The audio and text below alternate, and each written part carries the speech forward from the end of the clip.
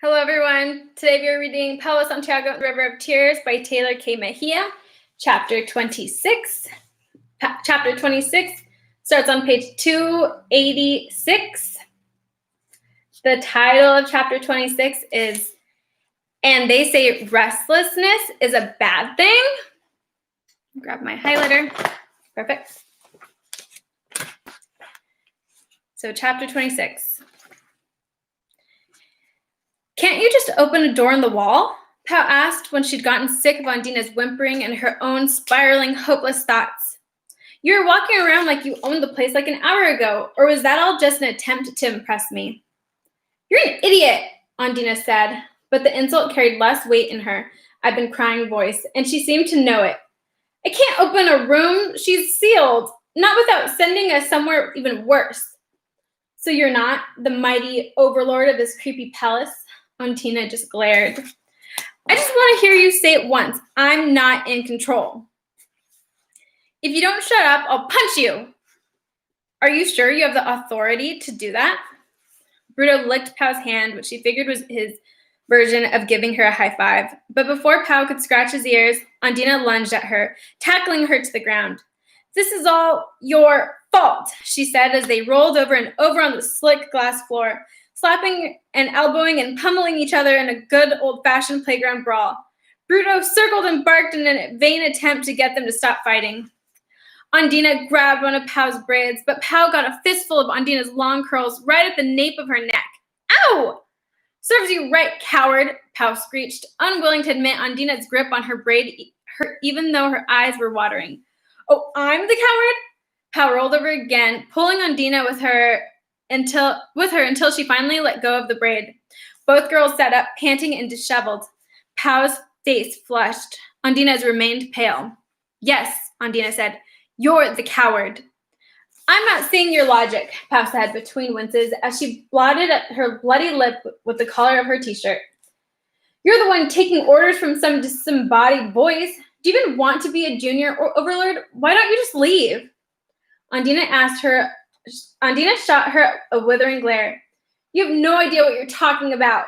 "Well, tell me then," Pao said, a plan starting to form like crystals in the bottom of a beaker, absorbing all her fear for the moment. "I can't," Ondina said, but she was staring off into space like something horrible was barreling toward her. Pao knew that feeling. She could work with it. "Why not?" she asked, trying to sound casual.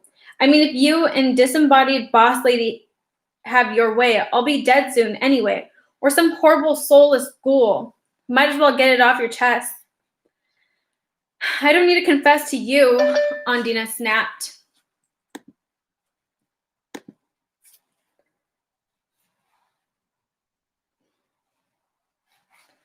"I'm not trouble. I'm just acclimating." So we're at the top of page 288. To what? "You're relentless. Has anyone ever told you that? Has anyone ever told you that?" Pao was just firing back, bantering, hoping to get the girl's guard down. But the words seemed to have more of an effect on Ondina than she'd expected. The other girl deflated her eyes, dropping to her shoes. "What?" Pao asked. "Being relentless isn't so bad." "It's not that," Ondina said, and then her eyes snapped to Pao's. "Stop trying to get me to talk to you. We're stuck in this room together, and that doesn't mean we have to braid each other's hair." "Fine," Pao said. "Suck at braiding anyway. My mom always does mine, and for what it's worth, whatever your boss has on you isn't worth all of this. You don't seem like that evil a person. A little annoying and definitely completely narcissistic, but not evil." Ondina narrowed her eyes, but the expression was half-hearted. "You could just get out of here and help me in the process," Pao said, knowing she was overplaying her hand, but she was running out of time. She could feel it. The glass all around them was getting darker, and the blood from Pao's lip sat on top of the floor. It wasn't draining her anymore. Instead, it was saving her for later, like leftover pizza. But for what? Or worse. Whom? "I can't get out of here," Ondina said. There's no me out of here, at least not yet." So that's what you promised. So that's what she promised you. Pao asked to turn you from a whatever you are into a real girl. Pao still hadn't figured out what Andina was exactly. All she knew was that she packed a mean punch. How do you even know she can do what she says? Because she's done it before, Andina said, her mouth set, her eyes still fixed on the shiny patent leather of her shoes. So, do I have something to do with this magical girl-making ritual? Pao asked. Cold dread creeping in around her plan like a fog. Andina's stony silence said it all. And you think once she does whatever thing she's gonna do, she'll let you walk out of here and live your life? Pao asked. No more lecturing you about failure or dragging you through the walls or locking you in rooms you can't get out of? You don't know her, Andina said, but suddenly she didn't look so sure. I don't, Pao admitted, but I've been wandering around this weird place long enough to get the gist. Do what you want with me and my friends. I can't stop you. But don't be disappointed when things don't change. I've read enough books to know that evil overlords don't just give up their minions. I'm not her minion.